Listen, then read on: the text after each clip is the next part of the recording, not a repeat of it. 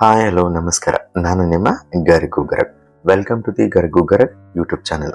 ಇದು assistant loco pilot ಹುದ್ದೆಗಳಿಗೆ ಸಂಬಂಧಪಟ್ಟಂತಹ ಸರಣಿ ವಿಡಿಯೋಗಳಾಗಿವೆ. ಇತ್ತೀಚೆಗೆ ಕಾಲ್ಫಾರ್ಮ್ ಆಗಿದೆ ALP ಅಸಿಸ್ಟೆಂಟ್ ಲೋಕೋ ಪೈಲಟ್ ಹುದ್ದೆಗಳು. ಅದರದ ನೋಟಿಫಿಕೇಶನ್ ಎವ್ರಿಥಿಂಗ್ ನಾನು ವಿಡಿಯೋಗಳಲ್ಲಿ ಎಕ್ಸ್ಪ್ಲನೇಷನ್ ಮಾಡಿದ್ದೀನಿ. ಮತ್ತು CBT 1 ಎಕ್ಸಾಮ್ ಬಗ್ಗೆ CBT 2 ಎಕ್ಸಾಮ್ ಸಿಲೆಬಸ್ ಅನ್ನ ಸಂಪೂರ್ಣವಾಗಿ ವಿವರಣೆಯನ್ನ ಕೊಟ್ಟಿದ್ದೀನಿ.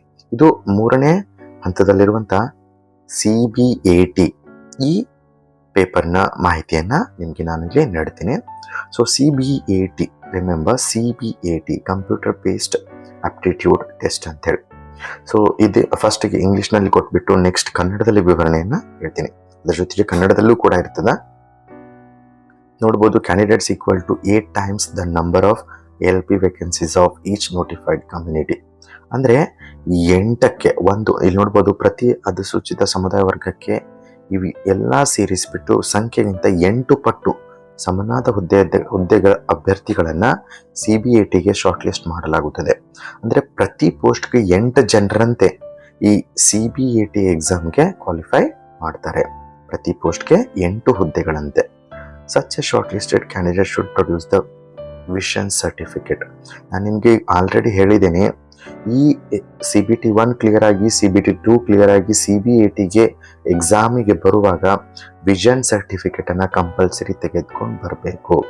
ದೃಷ್ಟಿ ಪ್ರಮಾಣ ಪತ್ರ ಅಂತೇಳಿ ಹೇಳಿರ್ತಾರೆ. ಆ ಪತ್ರವನ್ನು ನೀವು ತೆಗೆದುಕೊಂಡು ಬರಲೇಬೇಕು. ಅದು ನೋಟಿಫಿಕೇಶನ್ ಫಾರ್ಮ್ಯಾಟ್ ಇದೆ. ಆ ಫಾರ್ಮ್ಯಾಟ್ ಅನ್ನ ಯಾವುದೇ ಕಣ್ಣಿನ ಆಸ್ಪತ್ರೆಗೆ ಹೋಗ್ಬಿಟ್ರೆ ನಿಮಗೆ ತುಂಬಿ ಕೊಡ್ತಾರೆ. ಆ ಸರ್ಟಿಫಿಕೇಟ್ ಅನ್ನ ಪ್ರೊಡ್ಯೂಸ್ ಮಾಡೋದು ಇಲ್ಲಿ ಕಂಪಲ್ಸರಿ ಇದೆ.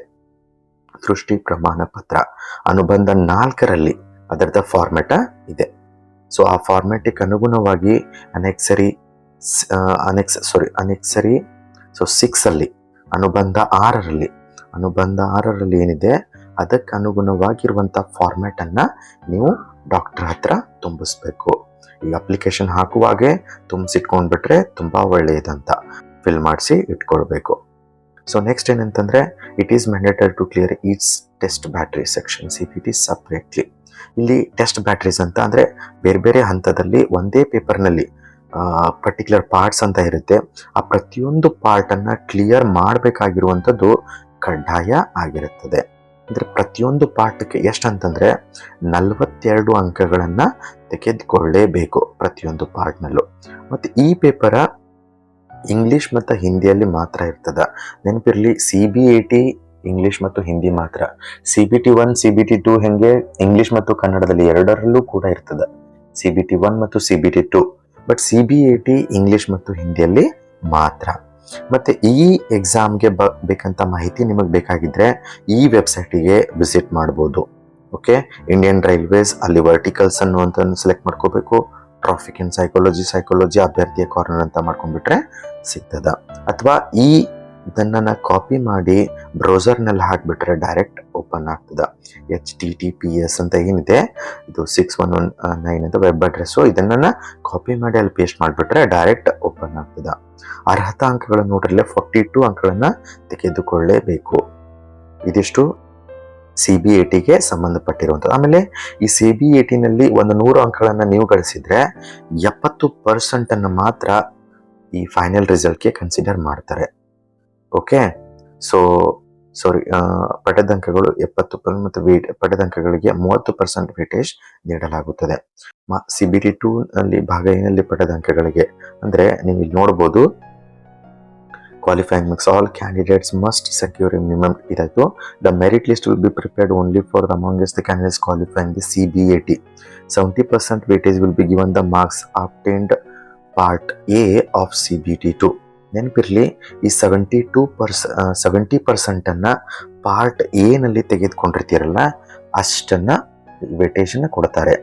CBT 2 ನಲ್ಲಿ ಪಾರ್ಟ್ A ಮಾರ್ಕ್ಸ್ ನ 70% ಇಲ್ಲಿ ಕನ್ಸಿಡರ್ ಮಾಡ್ತಾರೆ.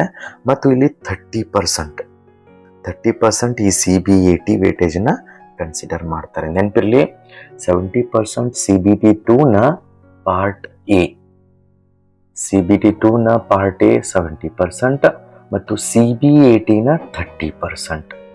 ಈ CBAT ದ 30% ಅನ್ನ ಕನ್ಸಿಡರ್ ಮಾಡ್ತಾರೆ. ಅಂದ್ರೆ CBT 2 part A is very very important. ನೀವು ಅದಕ್ಕೆ ಇಂಪಾರ್ಟೆನ್ಸನ್ನು ಕೊಡಬೇಕು. ಇಲ್ಲೂ ಕೂಡ 72 ಅಂಕಗಳನ್ನು ತೆಗೆದುಕೊಂಡು ಕ್ಲಿಯರ್ ಮಾಡಬೇಕಾಗಿರುವುದು ಕಂಪಲ್ಸರಿ. ಅರ್ಥ ಆಯ್ತಾ?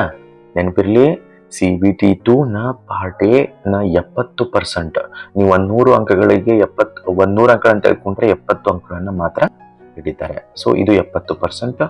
ಮತ್ತು ಈ CBAT ನ 30%. ನೆನಪಿರಲಿ, CBT2 ಪಾರ್ಟ್ ಎ ಮಾರ್ಕ್ಸ್ನ 70% ಮತ್ತು CBAT ನ 30%. ಓಕೆ, ಇಷ್ಟು ಅಂಕಗಳನ್ನು ಕನ್ಸಿಡರ್ ಮಾಡ್ತಾರೆ. ಇದು CBATಗೆ ಸಂಬಂಧಪಟ್ಟಿರುವಂಥದ್ದು. ನೆಕ್ಸ್ಟ್ ಡಾಕ್ಯುಮೆಂಟ್ ವೆರಿಫಿಕೇಶನ್ ಇದೆ, ಅದು ಫರ್ದರ್. ಓಕೆ, ಇದಿಷ್ಟು CBATಗೆ ಸಂಬಂಧಪಟ್ಟಿರುವಂಥದ್ದು. ಇನ್ನೂ ಅನೇಕ ವಿಡಿಯೋಗಳನ್ನು ALPಗೆ ಸಂಬಂಧಪಟ್ಟಂತೆ ಮಾಡಿದ್ದೀವಿ. ಸೊ ಅದು ಯೂಟ್ಯೂಬ್ನಲ್ಲಿ ಅವೈಲೇಬಲ್ ಇದೆ, ನೀವು ನೋಡ್ಬೋದು. ಇನ್ಫಾರ್ಮೇಷನ್ ನಿಮಗೆ ವರ್ತ್ ಅನಿಸಿದರೆ ಈ ಚಾನೆಲ್ನ ಸಬ್ಸ್ಕ್ರೈಬ್ ಮಾಡಿ, ವಿಡಿಯೋನ ಶೇರ್ ಮಾಡಿ, ಮತ್ತೊಬ್ರಿಗೆ ಹೆಲ್ಪ್ ಆಗುತ್ತೆ. ಸೊ ನಿಮ್ಮ ಅಭಿಪ್ರಾಯಗಳನ್ನ ಕಮೆಂಟ್ ಬಾಕ್ಸಲ್ಲಿ ತಿಳಿಸೋದನ್ನು ಮಾತ್ರ ಮರಿಬೇಡಿ ಅಂತ ಹೇಳ್ತಾ, ಮತ್ತೊಂದು ವಿಡಿಯೋ ಒಂದಿಗೆ ನಿಮ್ಮ ಮುಂದೆ ಹಾಜರಿರ್ತೀನಿ. Until then take care.